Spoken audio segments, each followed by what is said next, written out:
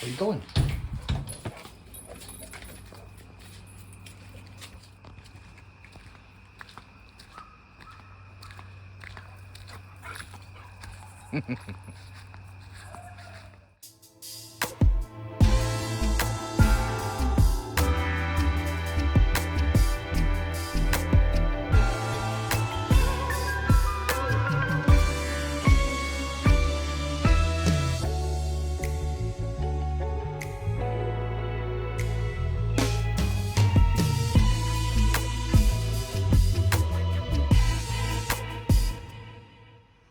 Hello everyone and welcome back to the Daily American, where we do Daily American stuff every day. What I have behind me right here is something I got for my birthday. This is an Airaid Junior Performance Intake Kit.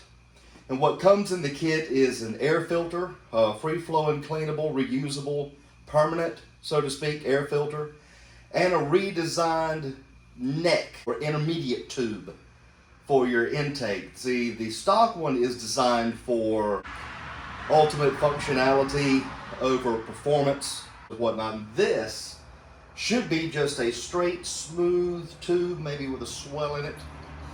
Improve airflow, improve throttle response, and overall perform better and look good doing it. Alright, so I've had to flip the box over because like an idiot on my birthday I cut the box open upside down in my exuberance. But, here we go. Airaid filter. Could be just filter. And it is just a filter. You see that? Got the same little loop you do there as the factory filter does, but very K&N-esque. It is a pink cotton wire encaged element. Hello, Zeus, the American dog. And the star of the show, the intake tube. Kind of a glossy film, like it's been spray coated with something. And the connections have a bead on them, which is weird because this doesn't see any pressure, but hey, whatever works, whatever keeps it going. Looks like I'm gonna have to mount something here. Don't know much about that, and I think that's where the logo goes, but we might keep ours off, just, you know, just, I don't know. Looks cooler that way. Got you some couplers. Oh yeah, here's a little piece here. That might go in there with a grommet.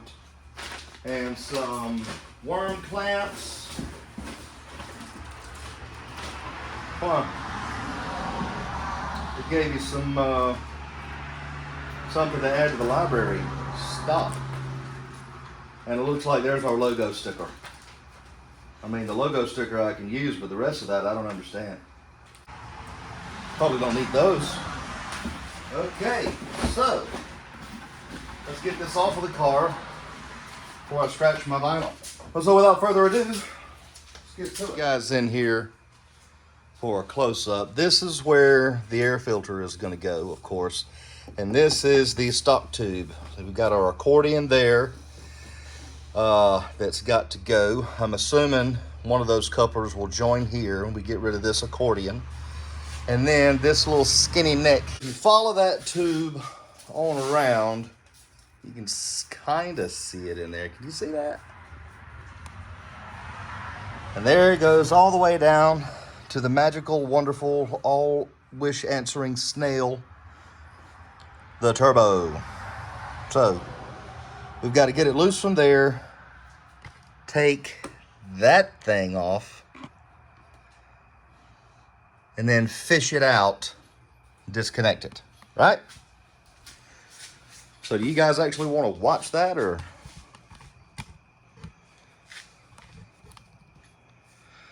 I don't know.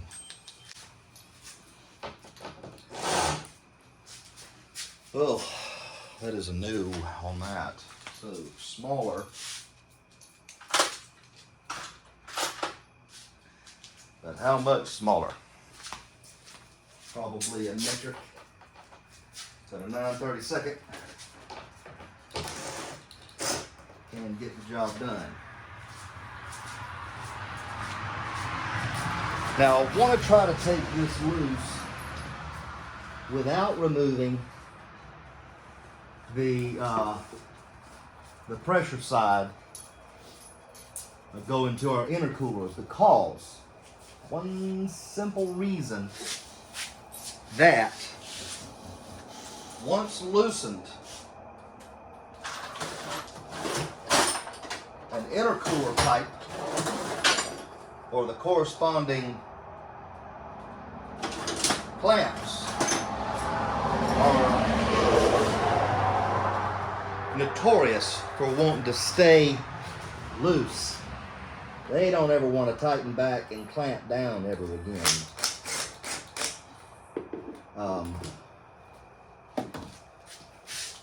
For reasons unknown.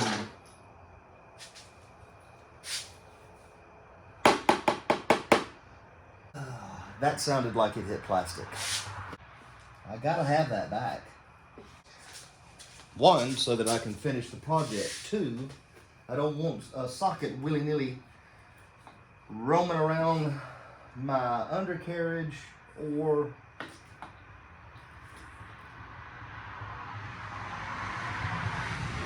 anything else for that matter.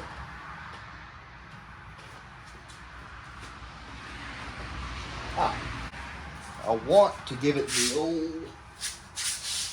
Daily American whack.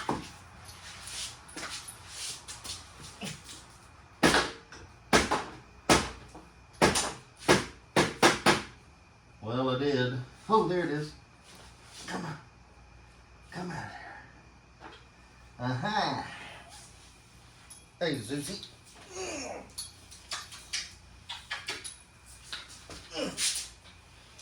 Okay. Moving on. That is a clamp that goes to the blow-off tube, and it is a pinch clamp.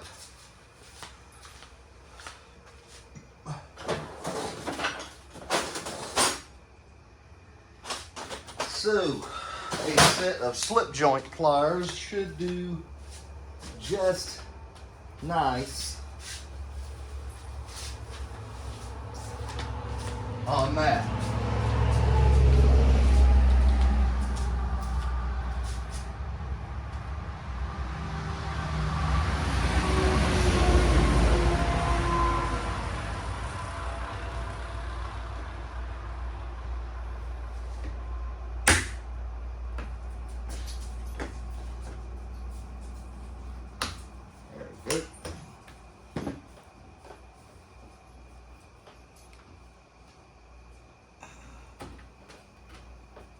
Okay, now this next fitting here is similar to a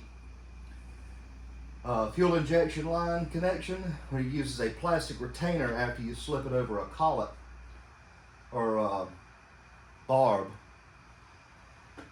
I wish there was a way to show you how it works, but basically you're going to hold down on the line and push the little blue tab of the plastic retainer that sticks out. You're going to push it to the passenger side and then lift up. I can find a good way. There it is. Ow. Beware. You're right here at the main cooling line, so if you haven't allowed your car to cool off, it's gonna be hot.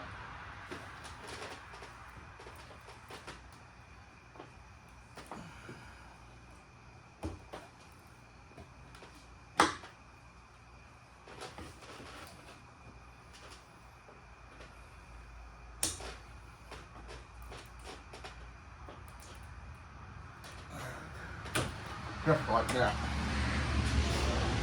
Now, take it loose from our air box, unplug our sensor so we don't snatch any wires.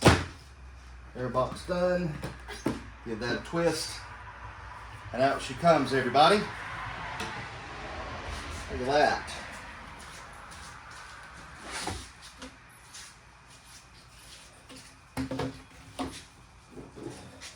Check that out. It's not a huge improvement, but right there it is. My gosh, look at the size of that. Wonderful, everyone. All right, let's put it back together. Oh. Look at the fitting difference. See that there? That's just kind of flat with a rib.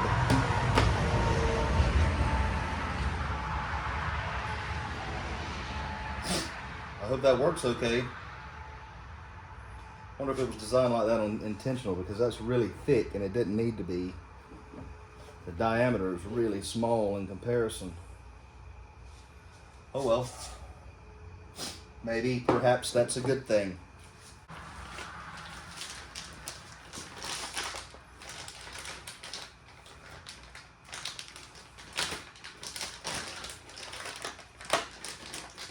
We don't need knives. We don't need work tables when you got a Mustang. Look at this wonderful workbench they have provided. All right, so I'm assuming that's intake side, turbo side,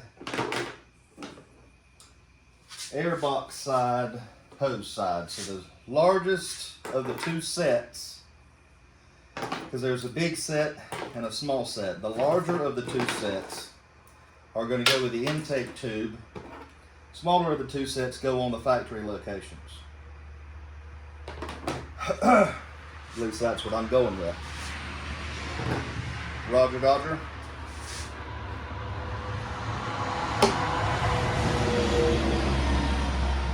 Wish I had some better lighting, guys. That coupler there. If this had a magnet, that'd be great, wouldn't it? Does that help at all?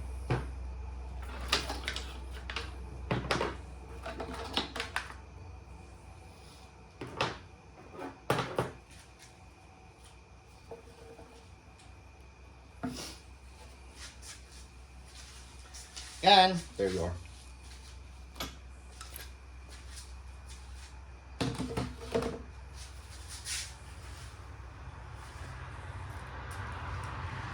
The one thing I do really like about the factory style worm clamps is they are either that's aggravating. Not a big deal though.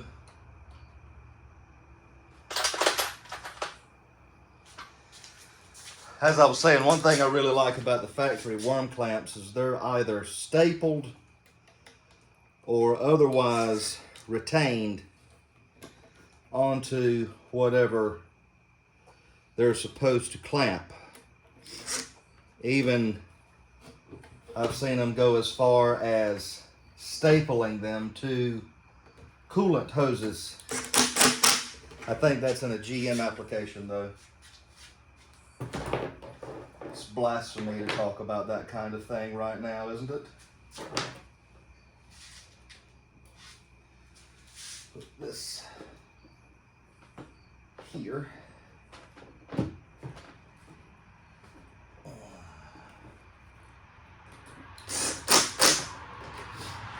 Now, the mystery part, that barb looks identical. So we'll want to install our grommet. Grommet.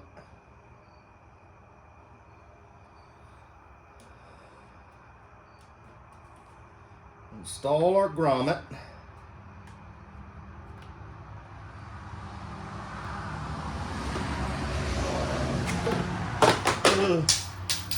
Please. Then press in our barb, and that is the finished result. Look at that. Hey everyone. Okay, through here we go. back in the same hole, right?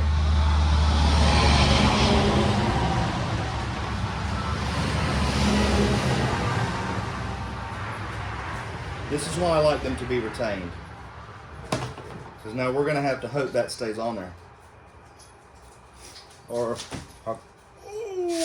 oh, come on, tin critter. I'll surf it on once I get it in there. Surf it this way. That. Oh, it's already wanting to go on there, so.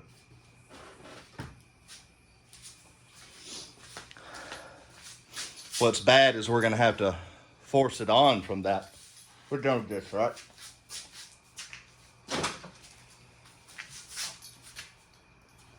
Mm-hmm.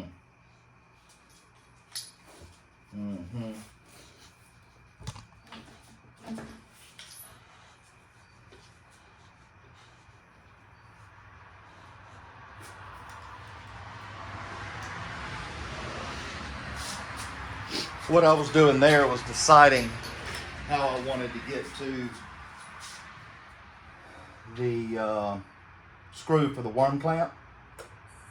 And I want it facing up on the outside of the turbo so that I can get to it from a straight down angle instead of having to fish through here to get to it. Alright, so grab this, put our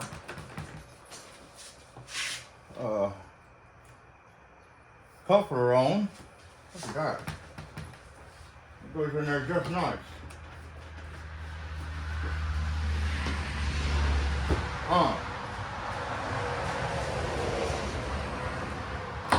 Just nice, everybody. Now we'll put the plastic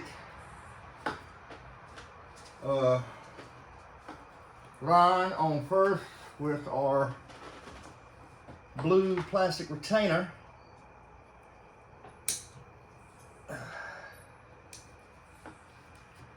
Easier said than done.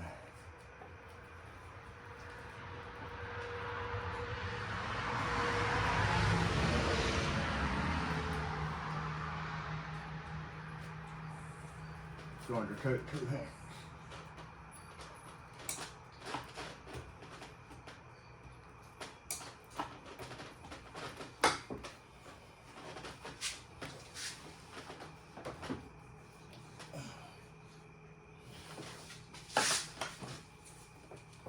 There we go.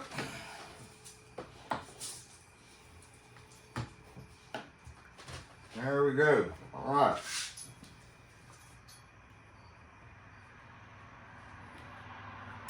Now,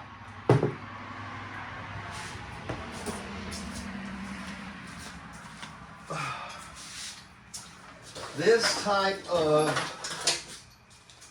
clamp right here, like I say, it's permanently in there. I can't show it to you. But this is one of Ford's specialties. I think they delight. There we go. Basically,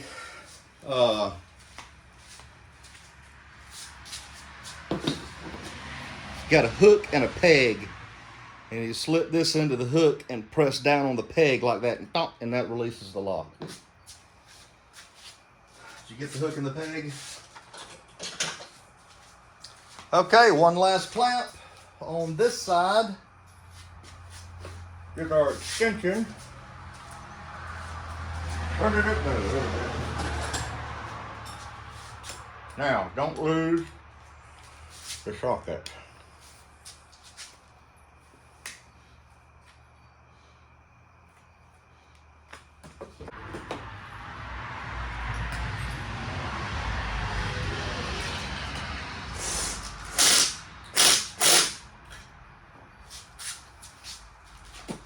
That's got that. And if you go ahead and put it all together before you get the clamp on, have no fear. Worm clamps can come completely undone. And you can do it like that.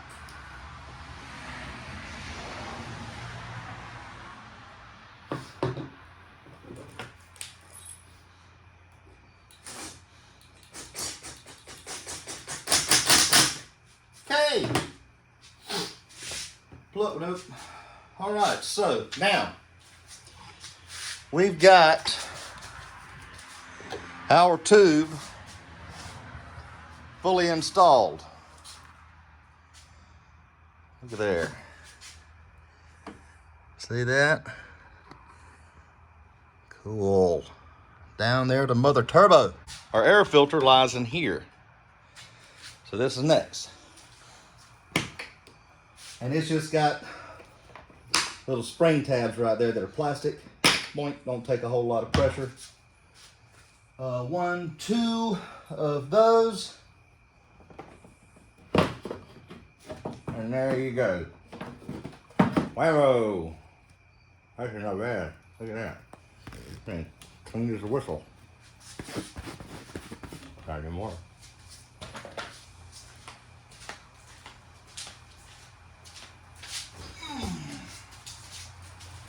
Brand new air filter. There we go. Tear this one like a man. Now, it's going to sit in there just like that.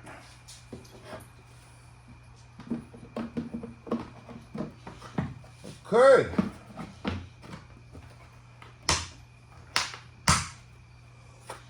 Be aware of the clips that are on the back of this. It's not really a clip, but it's designed, there's a peg and a hole. The holes are in the top portion, the pegs are in the bottom. You line up the holes, slide over the pegs, then you bend it down, put your spring tabs on, that's how it all stays together. You will get dirty. This is a brand new car, still dirty under the hood, but that's okay. We're working on our own stuff, making our own power, making ourselves happy. That's the Daily American way. In case anybody wanted to know what tools we used. 2 different size sockets, 9/32 and a 15/16. I'm sure that's an 8 and a 7 millimeter. I know what you're thinking. We just put an improved air intake system on this, so it's going to be pulling more fresh air in, but this car's from 2020. This is a brand new car. It's fuel injected. Not only is it not going to know there's been improvements done, it may fight against them because it's not calibrated for it. So we're not even going to get a chance to utilize all of the potential fruit from our tree of horsepower. That, my friends, is where this comes in. What you're looking at here is the same Acer computer and HP Tuner's hardware that I've been using to remote tune. Well, the software is what I use to remote tune. But to tune here locally for such shops as J&S Automotive, the Daily American Racing, and Wholesale Customs. So, what we're going to be doing with that is I'm going to be taking you through step by step how to tune a 2020 EcoBoost Mustang. Stay tuned for that. Join me again here for another Daily American Racing Garage moment. The Daily American.